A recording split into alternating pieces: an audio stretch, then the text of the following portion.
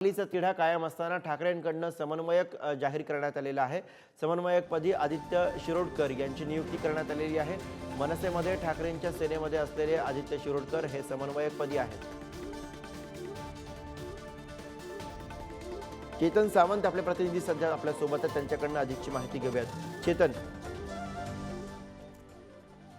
नक्कीच गुरु, सांगली लोकसभा जागेचा जो तिढा आहे तो अद्याप सुटलेला नाही आहे। कारण आपण काल देखील पाहिलं, विश्वजित कदम यांनी महाराष्ट्र प्रदेश काँग्रेस अध्यक्ष नाना पटोले यांना पत्र लिहून आपण काम करणार नसल्याची देखील त्यांनी माहिती दिली आहे। बैठकीला येणार नसल्याची देखील त्यांनी माहिती दिली आहे। त्यामुळे या जागेचा तिढा अजून सुटला नसला तरी मात्र ठाकरेंच्या शिवसेनेकडून चंद्रहार पाटील यांची सांगली लोकसभेच्या जागेसाठी उमेदवारी जाहीर झाली होती आणि त्यानंतर आता समन्वयक म्हणून आदित्य शिरोडकर यांची नियुक्ती करण्यात आली आहे। आदित्य शिरोडकर हे यापूर्वी पुणे जिल्ह्याचे सहसंपर्क प्रमुख होते आणि त्यानंतर आता ही सगळ्यात मोठी जबाबदारी आदित्य शिरोडकर यांच्यावर देण्यात आली आहे।